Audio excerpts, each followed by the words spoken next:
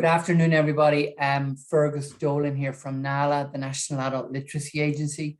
Delighted to have you here for our webinar this afternoon on Microsoft Office 365 for literacy and ESOL tutors. And I'm delighted to welcome James Whelan and Mark McGuigan. James and Mark are IT and ESOL tutors with Tipperary ETB. So I'll hand over to you, Mark, and all the best. Great, thank you, Fergus. Hi, everybody.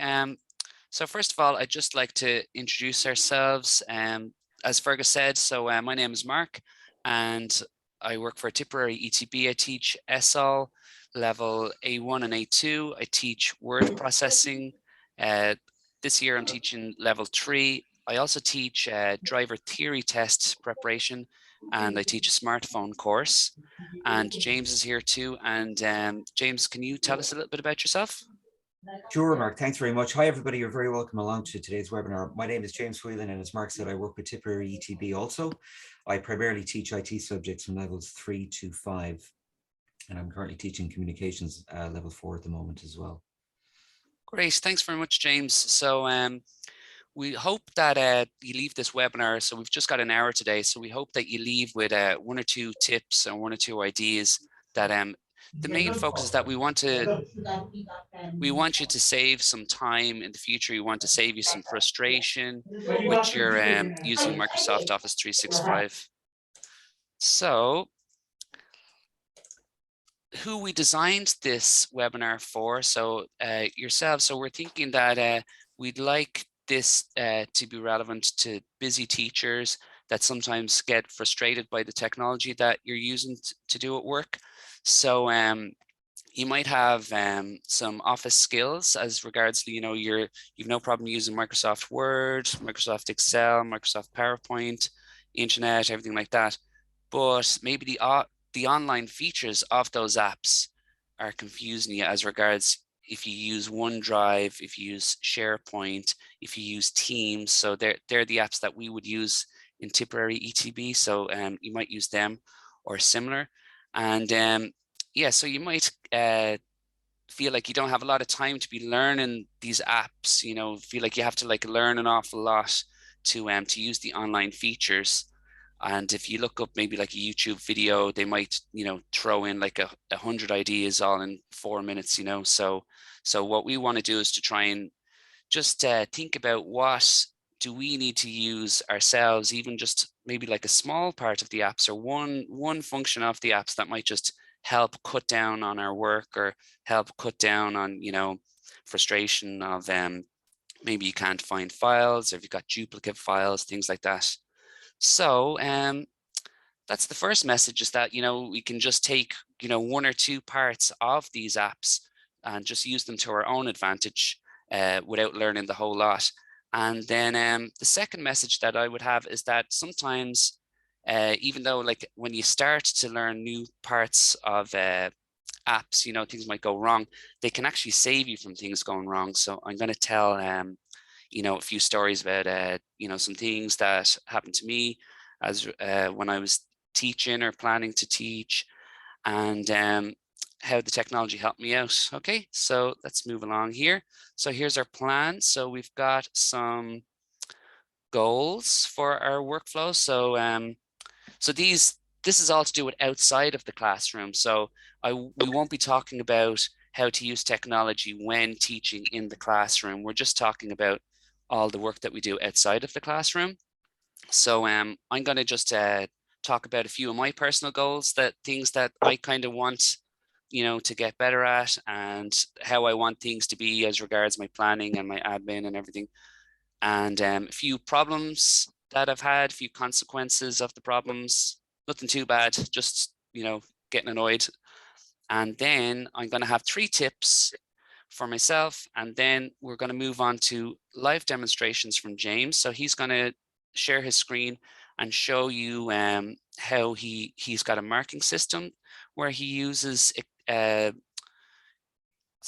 Excel functions inside Word, and then he's also going to show you some tips on file management using OneDrive.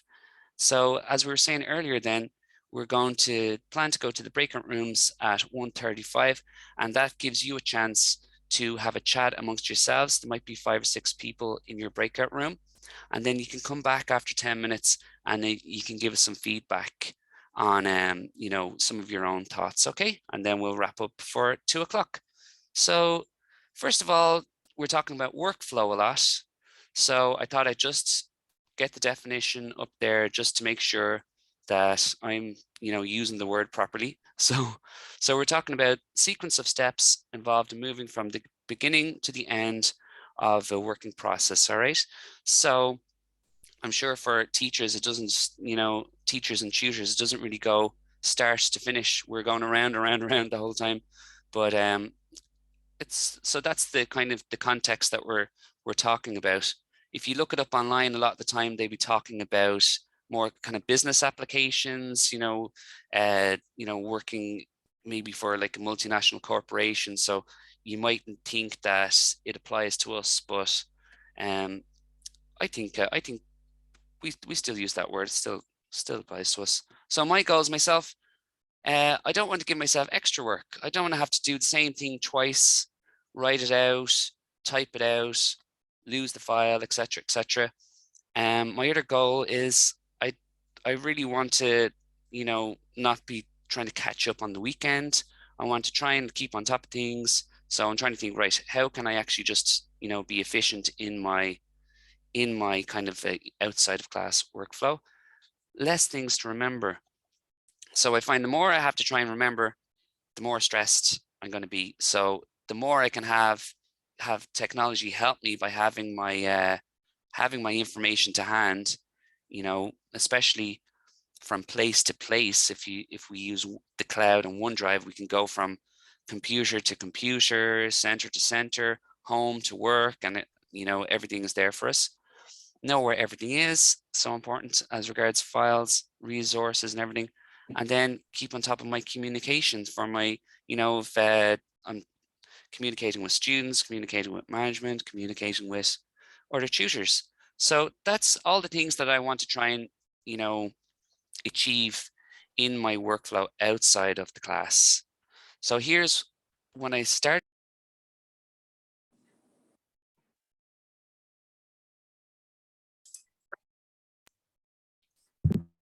Oh, sorry. What happened there? You're Sorry, back, Mark. Yeah, Everybody can hear me okay yet? then. Yeah. Yeah. Did it mute? Yes. Oh, Sorry. sorry about that. I don't know how that happened. So my old workflow, I'd be writing things down in refill pads. I'd be, you know, end up with multiple refill pads. I'd end up bringing, like, I'd have one refill pad for one subject, another refill pad for a different subject, bring the wrong one to the wrong class, and things like that. So I used to write things in the notebook, type it up in Word, then upload it to OneDrive, or then upload it to SharePoint. So of course, what would happen is I'd be going from class to class with all my notes, and then at the end of the week, I'd say, oh, I better upload all this stuff. And it was a big hassle. So this is what would happen, what I was just talking about there. We'd have less time left. I'd end up with can't find the files. Some of the files have similar names. Some of the files might be on the computer, some on the cloud. So this is the kind of inefficiency and the confusion that can come from, you know, a bad system like that. So 3 things that improved my own workflow. One is work directly to OneDrive. So just when I go into Word, for example, I just open up my file from SharePoint, open up my file from Teams, open up my file from OneDrive, save everything straight in there. So I don't have a version on my computer, and then I've got another version on OneDrive or SharePoint, so on the cloud. So different versions of PPT presentations, you know. So with OneDrive or SharePoint, you just have the one, so much easier. To-do list. So I use Trello for my lists. I find it just makes things a lot easier. I'm just going to show you for a second. We'll have a little look at Trello if that's okay. So here we are. So it's like a list. So like I was saying before, where you know, you can use like one part of an app. You can use so this Trello, people would use it a lot for a teamwork. They'd give different tasks to different people, see when they're done, have timelines. So I just use it just for myself. So it's basically just I've got a different list for my different subjects, or say I have one for my admin, one for my planning, and I can move them around. So say if I want to be just looking at this one, so I can prioritize like this. Same for these tasks. Say, for example, my admin. So say the registers need to be done next, they're up the top. I finish them, they go down the bottom. My DCS has to get done next, goes up the top. So I just find that it helps me to prioritize my tasks. So we'll go back into the presentations. That's to-do lists and tables. I don't think I'm going to have a huge amount of time to go into tables too much, but basically this just lets me see more information at once. So instead of, if I've got a list, the list just gets longer and longer and longer and longer and longer. Whereas if I use the table more, I can, I can have more information in a smaller space. And so I find that very useful as well. So there's my 3 tips, and I'm going to hand over to Fergus now. Or sorry, not Fergus, I'm going to hand over to James. Are you ready, James? Sure thing, Mark. Yep. Great. So I'm going to stop sharing and I'll let you take over, James. Great, Mark. Thanks very much for that. Some really useful tips in there, and Trello is a great application as well. I'm going to talk very briefly about Office 365, but in particular OneDrive, which is Microsoft's version of the cloud. Okay, and I'm sure all of us are familiar with the cloud. We all probably have smartphones, and we're familiar with the concept of stuff being stored on a device that we have. So like your actual phone, but also the same file being stored somewhere up there, somewhere out there on the cloud. And the great thing about the cloud is that we don't need to know where exactly that file is being saved. We don't need to have any technical information about the location. It's just out there, and whoever we're using for the cloud, Microsoft or Google or Apple or whoever it is, Amazon, it's their job to look after it for us. It's their job to keep the files safe from hackers, and it's their job to make sure that the servers are always up so that we always have access to our files. I won't give my age away, but when I started tutoring a long time ago, we didn't have the cloud. So I was constantly bringing memory keys to work, or I was constantly emailing files to myself. On one occasion, I actually remember burning a file to a CD, to a blank CD, because I needed the file. The file was about 600 kilobytes. I won't disappear down the rabbit hole now with kilobytes and megabytes, but if you think of it, a CD has a massive amount of storage space, and I had taken up maybe 0.01% of the storage space on the CD just so I could have this file to bring it out to work. And I was losing memory keys, and they were becoming corrupted, and it was a major pain in the neck.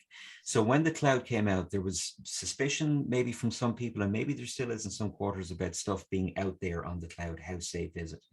But I really can't overemphasize how useful it is, how useful the cloud is in terms of having all of our stuff in one place. So I'll talk briefly about OneDrive, and I'll just show you about how to mirror the structure. Well, OneDrive really does it for you, to mirror the structure that you have on your own computer, and how that structure, and by structure, I mean the folders and the files that are in your folders, can be structured then on the OneDrive. Because God forbid, if disaster struck, if lightning hit, or your computer blew up in the morning, all you've lost is the physical computer, but you still have the stuff that can't be replaced, or that at least it can't be replaced very easily. And that's your files, your data files, your student work, your marking schemes, whatever it is that you're using. That's the really important stuff that you want to protect. The hardware, the computer, is just a computer. They're interchangeable. They're a dime a dozen. It's the data that's on it that we really need to protect, and that we really need to make sure that we have access to at all times, and that we have backups to at all times, and that we have ease of access to. So the first thing I'm going to do is I'm going to show you a very brief, as I said, mirroring the structure between Microsoft's OneDrive, their server account, and between your local. Now, when I use the word local, I mean the folders that are on your computer, the computer that's actually in front of you. So bear with me for 2 seconds while I share my screen. You should all probably see just my blank desktop now. Is that right? Yeah, that's right. Okay, that's good. So I'm going to do the following. I've got on one side of the screen, I've got my OneDrive open in any browser. It doesn't matter which browser you open it in. I'm using Google Chrome. And I've got a file in there just called my doc. And you can see from the extension, anyone who's familiar with Microsoft Word, it's a Microsoft Word file, .docx. Doesn't matter what's in the file. This is just for an example. And on the left-hand side of the screen, I'm going to open up my file explorer on my computer. So what you're looking at over here on the left-hand side of the screen is my physical computer, which is sitting in front of me. What you're looking at over here on the right-hand side of the screen is basically the online version of this. So anything that I do in here on the left-hand side is going to be mirrored or is going to also propagate or be uploaded to this side of the screen. And let me show you an example of that. If I right click here on the left side of the screen, which is my computer, my local computer, and if I create a new folder and I call it marking scheme, suddenly realize how hard it is to type when 40 plus people are looking at you. So I'm going to make a folder called marking scheme. And what's going to happen now, we won't see it over here immediately, but if I reload or refresh the browser, by just hitting F5. This marking scheme folder has now appeared on the right-hand side of the screen. I didn't need to upload it. I didn't need to do anything. Because I was doing it in my OneDrive folder on my computer, whatever happens here is going to happen over here. And likewise, if I create another folder, and if I just call this, I'll just call this Word. And again, if I left click on the right-hand side of the screen, which is where my OneDrive is, and if I hit refresh, again, I will see that this new folder, we will see the name propagate in a second. It's just called new folder at the moment. But if I reload again, it can take a second or two sometimes to happen. Now you can see that it's called that correctly. So this is all happening automatically. All I'm doing is I'm working on my computer, but the changes that I'm making, the folders that I'm creating, and all of the things that I'm doing are also being propagated. They're being uploaded automatically to my OneDrive. So I don't need to worry about uploading anything. The great thing about this is that I can make changes to files and folders here, and those changes will happen right over here on my OneDrive as well. And that's why it's called OneDrive. If you think of it, you literally have one drive in which everything is stored. It actually used to be called SkyDrive, believe it or not. But Sky TV complained about it, so they had to change the name. So now it's called OneDrive, which I think is actually a better name because it perfectly encapsulates what you're doing. You're storing everything in just one drive. I'm also going to show you just very briefly how easy it is to undo disaster. I've got a file called mydoc.docx, which is a Microsoft Word file. And I'm going to open it within OneDrive. So within the Word viewer, you can do this with your Office files. So I've just created a very, very simple document called mydoc. And I've just typed a sentence in. This document was created today, March 23rd, which it was. And I've got a picture of a nice house here, the Kimberley Crest House. So that's fine. I'm going to close that down. We know that that's, easy to do. We can click on a file and open it. But if something had happened and we needed to revert to an earlier version of that file, OneDrive has a great thing called version history. And what that will do is it will revert you to an earlier copy of the file. So if you accidentally saved information into a file, because, that's something we could talk about perhaps another day in a future webinar, the catastrophe that can happen between saving and save as. And it's something that's happened to me as well on more than one occasion. You can actually lose data, you can lose your work, but you can revert to an earlier version of that file in OneDrive simply by right-clicking on the file and going to version history, which is the second last option on the pop-up menu. And if I left-click on version history, I will get a new tab opening up and I'll be shown the current version, which is currently what I'm working on. We can see here the date and the time, but I've also got an older version. And this was the version that I had originally created. And if I left-click on the older version, again, it will take a second to propagate. We can see the wheel turning around here. My broadband is usually faster than this, but we'll give it a second. And what we'll see is we'll see the earlier version of the Word file appear eventually here. And what ostensibly you're going to see is you're going to see the version without the formatting and without the picture. So there it is. This document was also created actually on March 22nd. Notice the lack of formatting and the picture is missing as well. So OneDrive has so many great features like this, which can prevent disaster and which can prevent you, even if you do lose stuff, and the best of us lose stuff. I won't say it's impossible, but it's actually hard to lose stuff permanently with OneDrive. It makes it very difficult for you to mess things up or to lose something permanently. There's usually a way of getting something back. So that's the first very short demonstration. I'm going to stop sharing now. And the second very brief demonstration I'd like to give you before I hand back to Mark in the breakout rooms is something that a very fancy way of saying this would be cross-application functionality. In plain English, that means a lot of the time we're using programs in Microsoft Office like Word and Excel, and we're using them separately, we're using them independently. But in actual fact, there's a lot of functionality, for instance, in Word, that is not word processing related. So for example, if I wanted to add some numbers up in a document that I'm working on in Word, traditionally people might have come out of Word, gone into Excel, created a workbook, done their number crunching in there, and then copied the results back into Word. Now you can certainly do that because the Microsoft Office programs talk to each other very well, but it's a better and a smarter way to use Word where possible to actually do some number crunching within the program. And I'm going to show you a very brief example I have of that. We're coming up to the end of the year, and as I all know that a lot of you will be doing marking, and it's a very hectic time, the academic year. So little things like this, believe it or not, they can actually save so much time, especially when you scale it up to if you have a lot of folders to have handed in. So I'm going to share my Word screen with you now. And I've got, this is a very, very basic table. Can everybody see my Word screen? Yes, with the table on it. Yep. This is just an example of, I have a student name and I have a grade, and I'm going to imagine that I have 5 results, which I'm going to tot up, and that those 5 results, it's 5 20s, which will give me 100 here. So I'm going to type in, let's say result 1 is 15, result 2, let's say is 14. Let's say they did very well in result 3, they got 20. Let's say in result 4, they did pretty good as well, they got 18. And let's say, you know, they skated over the line with result 5, 10. I want to add these up. So traditionally, people would have gone into Excel just to be sure about this, or they would have used a calculator there and then. But Microsoft Word actually has some very basic spreadsheet functionality built into it. And the way you can do it is, and again, this is just a tip to maybe save some time, save some space, which is, well, not some space, but to actually save some energy and to save some effort, which is what this webinar is always is all about.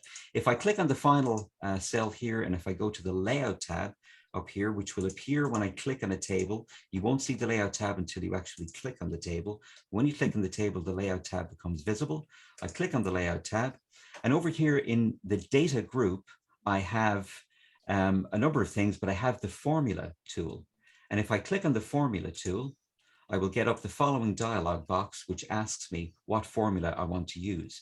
The most common formula that people use is the sum function, which is essentially where you sum up a list of values that you have in a row or in a column. In this case, it's going to say equals sum above.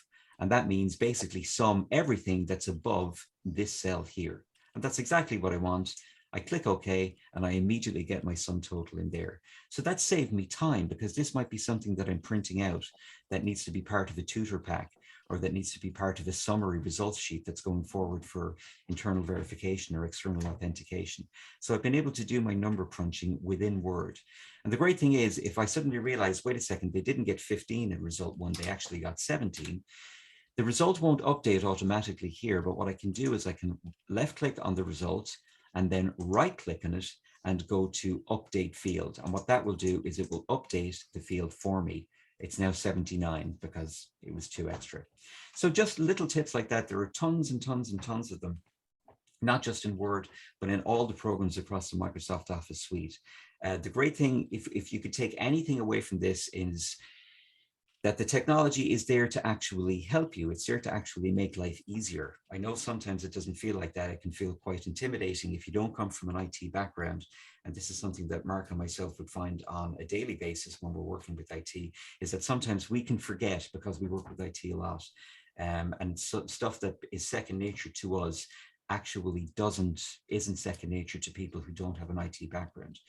but programs like Microsoft Office, Google Docs, whatever you're using, are actually there to expedite things, to make life a little bit easier, and to improve your workflow, and to take the stress out of what can be, especially at the end of an academic year, can already be a very, very stressful time.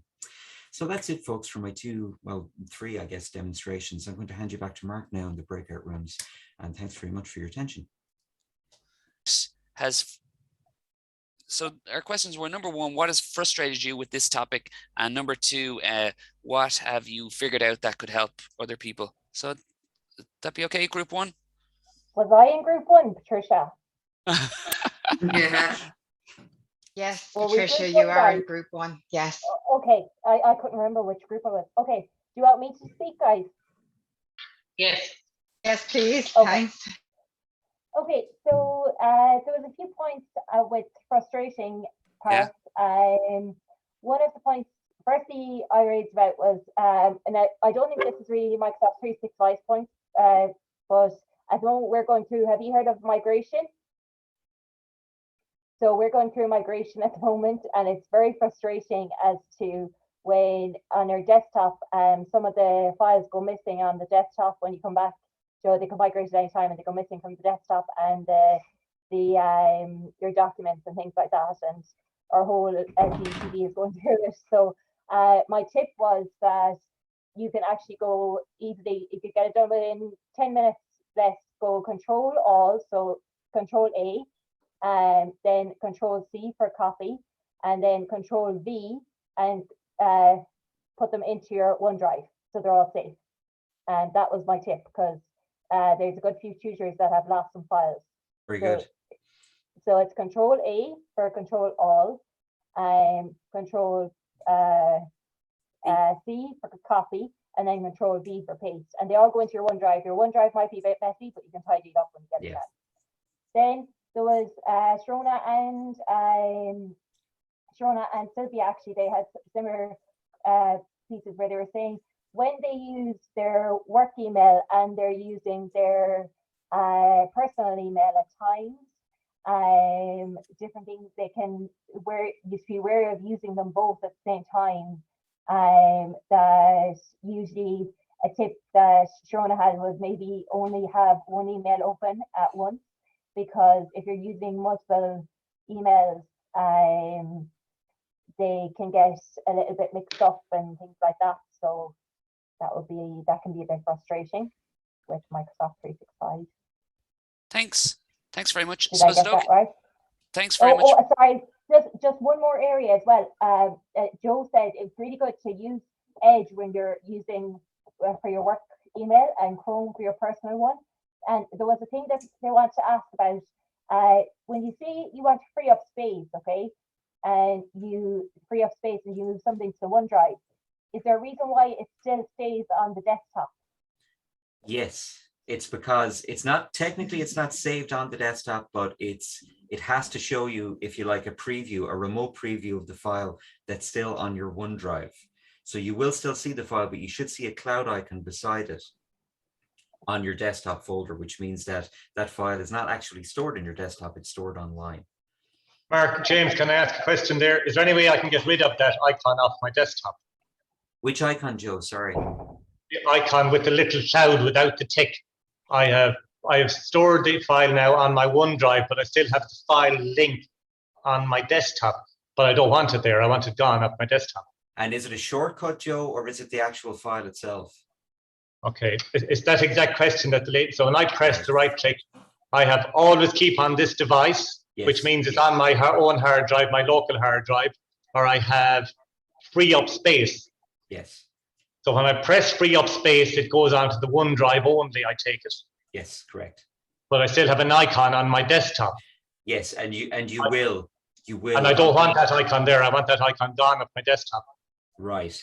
There are a couple of workarounds to that, Joe. Maybe I'm just mindful of the time as well, Joe. It's a really, really good question, and I'm just mindful of the time. There are a couple of workarounds, a couple of maybe hacky workarounds that we could do where you could stick it into a folder, but there will always be an icon on your desktop side as well to represent the fact that the file in question is still on the remote side, on the server side, on the OneDrive side. Thanks, James. sorry, James, I know you're mindful of time, but just one thing that I thought was a very good point that was brought from our group was that Sylvia was saying that she works with level ones, and a lot I think would work with teach level ones and level fives as well and things like that. And they said that the workshop here has been very helpful, that they'd be able to bring back very helpful tips from this video to their learners. So Thanks very much. That's great. That's Thanks, good to hear. Patricia. Okay. Thank Good. you. So Thanks, Patricia. yeah, so maybe if we can get through all the groups now, if there's any questions that we need to kind of give tips back, then we'll try and do them at the end. Is that okay? So so group 2, did you have like what in the past has kind of annoyed you about this topic, and what tip have you got? Hi, I think I was in group 2. Hiya. And I'm Hiya, reporting Kathy. back. I remember your webinar is brilliant. Oh, thank you. Likewise, I've learned a lot today. So frustrations, Teams, we don't find the functionality as good as Zoom. If we get people into a breakout room, we're not sure, can we get them out again? It sort of seems to freeze a little bit. So that was kind of one frustration. Then it's not, I mean, we accept kind of that the online version of a document in Word is never going to look quite the same as the downloaded version, but it's just trying to remember that you put your images carefully in one place, and then they've sort of moved around then when you download that. And then one person in the group was kind of saying that sometimes when somebody shares a link with her, she opens it up in Outlook, there can be a little time delay in her retrieving it or being able to find it in OneDrive. So, but she wasn't sure whether that was just particular to her. One of my gripes was forums. If you go in directly to forums, I've kind of got hundreds of forums there now because I use them as quizzes, but there doesn't seem to be a way to organize them nicely into folders, but it's possible it could be my ignorance. Things that we liked, we find forums, I find forums really useful. I use them as a reading comprehension. You can put a screenshot of the reading piece in the in the top of it, the form, then ask some simple reading comprehension questions and put it in the chat in Teams at the end of your class for people to do at home. So it's or you could put a video in and ask questions about it. So it's a very useful way, and students like being able to get a score at the end and instant feedback. So we like that. We thought OneNote and Class Notebook are terrific for being able to organize your classwork. Maybe need a bit of training just to kind of get up to speed on that. But somebody was mentioning how brilliant the algebra feature is, and the fact that you can hold back, you can have a lesson prepared and kind of hold it back and then release it, that was really useful. And then even just being able to make a kind of, it doesn't sound quite as fancy as Trello, but a kind of an informal to-do list by pinning your emails. And I thought that was a really clever suggestion, Yeah. pinning their emails. And you can also pin things in Teams. And then finally, the fear of the blank page when we're getting started with our lesson plan or whatever, the dictate button on Word, just to get your thoughts going. And those immersive reader, those tools like immersive reader and all are very good for learners too. So I think that's us. Thanks, that's loads of good tips, and thanks for your tips as well, Patricia. So group 3, could I ask you the same? Frustration and tip? Okay, I'll pop in here. We just felt overall that we were definitely behind the curve in terms of the Microsoft stuff. That it was presented by and large as a kind of as a big help, so everything you wanted in one place, but then almost no training on how to use it. Yeah. And very, very, very frustrating for people, and very, kind of like the systems that everybody had organized already in their paper were now defunct, and all of that. So there isn't enough, we don't know enough about it, but and we're not being taught enough about it. And that what you described there, actually, Mark, about sort of the piles of notebooks and then the paper and then typing it and then keeping it and moving it around, that's still everywhere. That is still everywhere. That is not what you had was not unique, and it's still everywhere. people described as somebody's having a mental block around Teams, and I think what the previous Kathy there said about it, I think that's sort of part of that as well, that it's not as functional, it's not as easily got as that. And also some of the ETBs are working between, they had begun to have all the work emails on Gmails, on Gmail type, and using the Google systems and the Google Docs and so on, but now they're moving across to Microsoft, and it's there seems to be quite a bit of, it's difficult for people to, having learned it in one, now they have to relearn a different system in something else, and that's quite different. And I was also mentioned too, I think that the functionality on things like the Word, the offline version of Word, and that there's more functionality on it than there is on the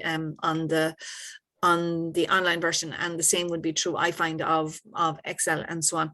So it's not there's more, you can do more with them downloaded versions than you can with the online versions, which is surprising, because the other is the fancier one, shall we say. But the tip was that somebody said most of us really don't have too many tips, to be quite honest with you on it. But the one tip that did was that the voice, people, there's voice taping. You can there is talk to text on the online version of Word, which is not available on the offline version. So that was the thing, which is useful for learners who need to write and and so on. So that's it. Okay, that's us. Thanks very much, Mary. Thank you. And group 4, please. Hello, I'm going to come in here. Harry, we don't have an awful lot to add, but the Donegal ETB people in the group, there were 2 of them, had been using Google Drive, and they'd been their emails had been given to them by Google, so they have found it very difficult to transition over to 365 and find Google Drive to be much cleaner layout and much more presentable and easy to navigate. But again, admit that could be familiarity too. That was one problem. Another was sharing documents. If your learners don't have ETB email addresses, or if they do and they're not working, which has happened with plenty of mine, or they're and in a lot of cases there were a lot of numbers and letters involved with their email addresses that they found difficult to use them. So it can be very difficult to share documents through the network, and especially if it's something big like a PowerPoint and it's not going to just regularly email, then you've got problems. So that was it just I don't know, needs to be maybe made easier. Teams, yes, everybody finds it awkward, and I said proof of the pudding is that we're on Zoom today and not Teams with you. So I think that really tells us something. It freezes a lot. If you're involved with 2 organizations' teams, it can be quite difficult to log in and log out another and log into it. I found it really hard to go between 2. If you have different OneDrives, it can be different. You have a personal one, an ETB one, and to try and keep them separate. And then the last problem we had, the pay claim. The PSS has been brilliant, and we're all delighted with it. But the amount of paper that we're still using, for example, my learners at level 4 and 5 are doing a lot of their work typing it. They're emailing it to me, I'm correcting it, and then I'm printing it out to give back to them for portfolios, because we don't have portfolios online, we don't have marking sheets online. The roll book is still the 1960s roll book. So it would be brilliant to see more digitized, and then we'd be forced to use it more. That would be a great thing for the future. And then one of the lads loved the idea of going to use your OneDrive folder, and they hadn't realized that you could do it all there without having to save it in one and then save it to another. So that was just a kind of a tip that they were delighted with today. That's us. Thank you. Great. Thank you. Thanks, Liz. Brilliant. And is there one more group? Was there 5 groups altogether? Yes, there were 5 groups. Oh, great. So is there anybody there from group 5? That I'd like to... Everybody gone? I think you're on mute, Ruth. So sorry. No bother. I can represent the group if people are happy. Thanks. So we had the same question really, actually, coming up. If people have multiple accounts and multiple OneDrives, then that's really annoying, the managing that. And I had a question myself around emails, and I don't know if this is common, that using the Outlook 365 with email, I find that you think you sent an email and then you find it 2 days later still in your drafts because you went to another page, I went onto another page. it's not instant the way Yeah. I would expect with my normal Hotmail or whatever, you know, my phone. So that's annoying. And from helps just not really a tip, but just how useful it can be. One person in our group said, say having everything on OneDrive that you can just move from different devices, from your own laptop to the classroom PC, and that sort of thing. So those were the main things that I think, unless Barry or Tamara, have you something else to add there? So that's great. Thanks so very much for that. Can I just give you an example of that just while you're talking about that, Ruth, just for 1 second? So basically, this is one example of how the OneDrive totally saved me, right? So I live in Clonmel and I work in Clonmel most of the time. I'd say 2/3 of the time I work in Clonmel, but then I work around other towns in Tipperary as well. So I had a class in a Tipperary town, which is about a 40-minute drive, a very kind of windy road. Like it's not around the corner from Clonmel. And I arrived at the class, sure, I'd got like, you know, my textbooks, you know, I had my had a projector, I had like all these bits and bobs for the class. And then I was bringing stuff in out of the car and I realized, I have no laptop. So left the laptop at home. So so I would have been 40 minutes back home and 40 minutes back over again, but I could log into OneDrive on one of the laptops that the students use. So I got away with it. We've all been there, Mark. So that's just that. Even just that one time, I was thinking, "Thank you, OneDrive," you know. But so that's great. So James, you're better. You know more than me. You can explain it better than me. The biggest question that came up there was the OneDrive accounts. You've got two different OneDrive accounts. How to make sure you're in the right one?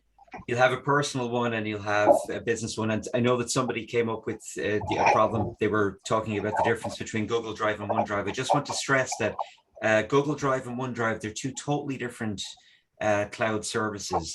Google Drive is Google's version of the cloud. OneDrive is Microsoft's version of the cloud. Okay, so the two are completely separate. But it's absolutely true that you might have two Microsoft accounts. You might have a learner's, or rather a Tipperary. Not everybody is working for Tipperary ETB. You might have an ETB email address, and then of course you're going to have your own personal Outlook address. And how do you keep those two folders separate? And it's actually not that easy to do. There are a couple of strategies that we could look at, perhaps at a future date, where you can actually keep the two folders separate and keep the two accounts separate. But I'll be honest, Microsoft don't make it easy. And on Teams, Elizabeth was saying as well, and I would back up what she was saying, Teams really was designed from the ground up for business first and foremost. And to my view, at least, they kind of shoehorned in a lot of the educational stuff and kind of rode in on the bandwagon of it. It was never really designed from the ground up for what we do on a day-to-day basis. It'll do it, but the user interface is horribly complicated. It's very cluttered. And my sympathy goes out to people who are, thrust into it and are just made to use it, because it really wasn't designed for educators from the ground up. Thanks, James.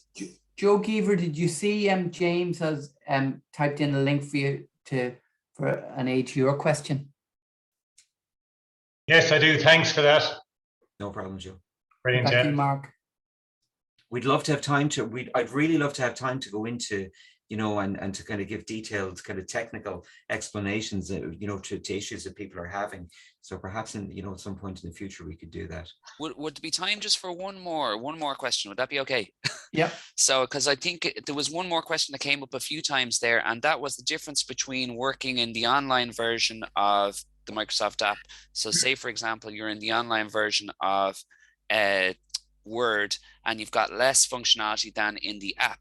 Because what I do is I work, so say for instance, if I've got this PowerPoint that we used, right? So I shared that on Teams with James, all right? So I can go in and work on that in Teams, and that's the online version. But then when I downloaded it, it was still saving to the same place. So I got to work on it in the desktop app with all the extra features, but it still was located in the same folder on SharePoint. So it was still, so that was all getting updated. So maybe James knows more about why it worked at that. It just worked out fine for me. Yeah, and again, I mean, without getting into the, you know, it's actually a more common, you know, occurrence that you might imagine. And something similar has happened to me in a number of times. And it just highlights the fact that there are things, you know, obviously we need to take a certain amount of, and I know that we all do, personal responsibility with these things when we're using, you know, quite sophisticated file sharing and remote services like OneDrive and stuff like that. But there are strategies that we can adopt to kind of minimize the risks of these things happening and of getting out of fiascos when they do actually occur. Grant. So yeah, I just wanted to say that yeah, it is possible to work using your desktop app, but the file itself still is in the cloud. Yes. So it's not one or the other. It's not like you have to use the limited version if you're going to save it to the cloud. Mm-hmm. So that's grand. I think that was kind of that was mostly what came up, really, wasn't it? And then we had some really good tips along the way as well. Thanks for the tips, everybody. Yes, thank you. It just leaves me to say thanks very much to Mark and James for putting in obviously a lot of preparation and really thinking about what they were going to offer, and their tips were great. And you can see from the chat box that people really found them useful and valuable, and also from the feedback. So thanks very much, James and Mark, for a great webinar and for really thinking about it and thinking about what would be useful for tutors. And thanks everybody for tuning in and for offering their tips and advice. We really appreciate that. Mark's going to send me on the presentation and I'll email it out to everybody. So, and then it took me a few days to get the recording onto the NALA YouTube channel. But just once again, thanks to James and Mark and to my colleague Ailish for helping me in the background. Okay, everyone. Bye-bye. All the best. Enjoy the rest of the day. Thanks, Ailish. Thank you, Fergus. Take care. Hope it stays sunny wherever you are. Thanks very much. Bye.